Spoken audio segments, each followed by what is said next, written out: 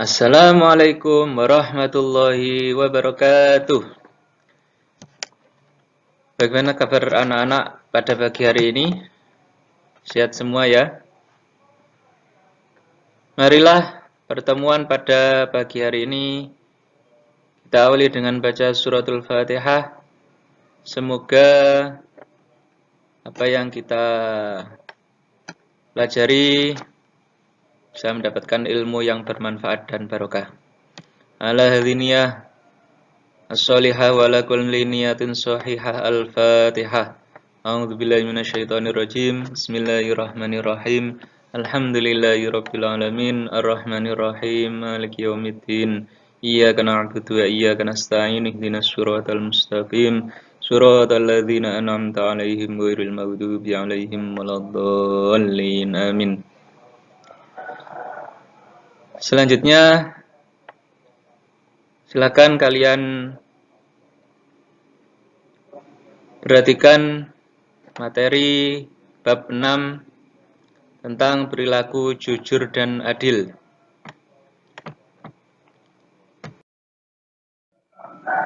Peta konsep jujur dan adil. Pengertian jujur, pengertian adil. Klasifikasi jujur, klasifikasi adil.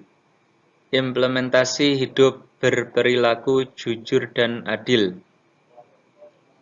Hikmah berperilaku jujur dan hikmah berperilaku adil. Perilaku jujur dan adil. Kejujuran seorang siswa dapat diimplementasikan di sekolah dengan tidak mencontek ketika ujian.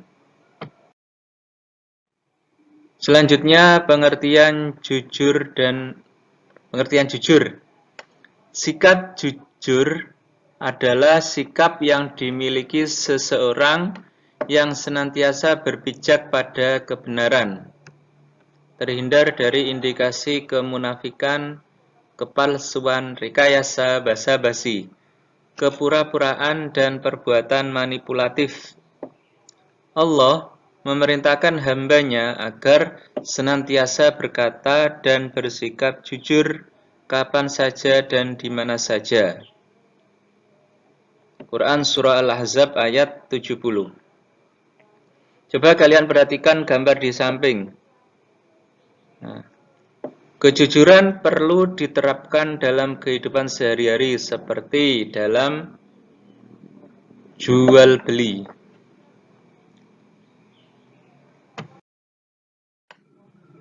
Berikutnya, klasifikasi jujur.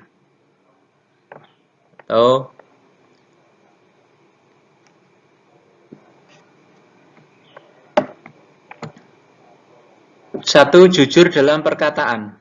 Sikap seseorang yang selalu berkata benar, tidak mengurangi, tidak menambah, terhindar dari sifat munafik dan manipulatif. Manipulatif itu maksudnya adalah menipu. Dua, jujur dalam perbuatan. Sikap seseorang yang selalu sesuai antara perkataan dan perbuatan. Berikutnya hikmah berperilaku jujur. Yang pertama, bernilai ibadah. Yang kedua, mendatangkan pahala. Yang ketiga, memberikan ketenangan batin. Yang keempat, memiliki keberanian yang tinggi. Yang kelima, mendapat kepercayaan besar. Yang keenam, menegakkan norma dan sendi-sendi kebaikan dalam kehidupan. Yang terakhir, memperkokoh proses berbangsa dan bernegara. Berikutnya, implementasi perilaku jujur. Maksudnya ada penerapan perilaku jujur. Di sekolah, contohnya tidak mencontek ketika ujian. Kemudian membayar SPP dengan teratur dan lain-lain. Penerapannya ketika di rumah, contohnya berkata jujur ketika ingin keluar rumah, menepati janji jika berjanji dengan orang tua, dan lain-lain. Contoh penerapan perilaku jujur di masyarakat, misalkan berkata jujur dan tidak berdusta ketika berkomunikasi. Contoh gambar di samping, kalian perhatikan. Nah, di situ ada siswi yang sedang mengerjakan ujian. Jadi tidak mencontek ketika ujian itu adalah salah satu contoh dari perilaku jujur. Kemudian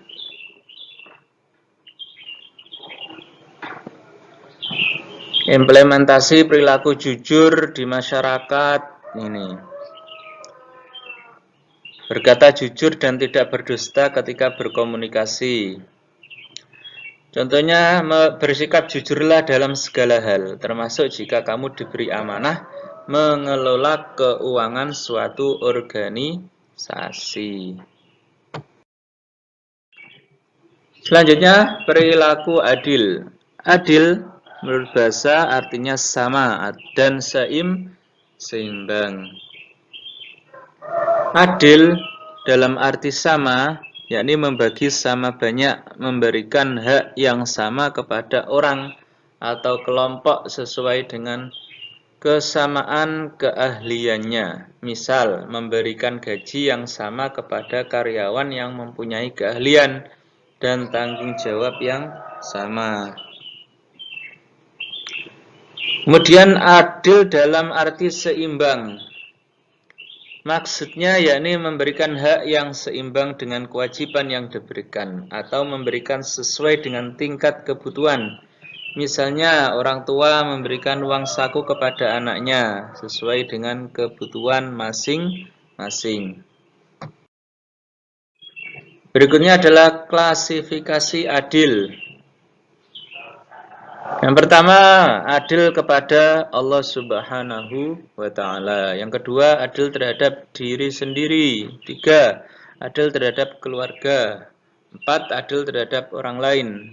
5, adil kepada makhluk hidup lain, yakni hewan dan tumbuhan serta lingkungan. Berikutnya, hikmah perilaku adil.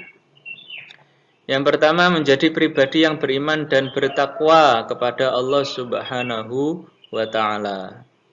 Kemudian disegani dan dipercaya oleh masyarakat. Berikutnya, menciptakan keamanan, ketentraman, dan kenyamanan dalam kehidupan bermasyarakat. Yang terakhir, mempererat tali persaudaraan dan persatuan.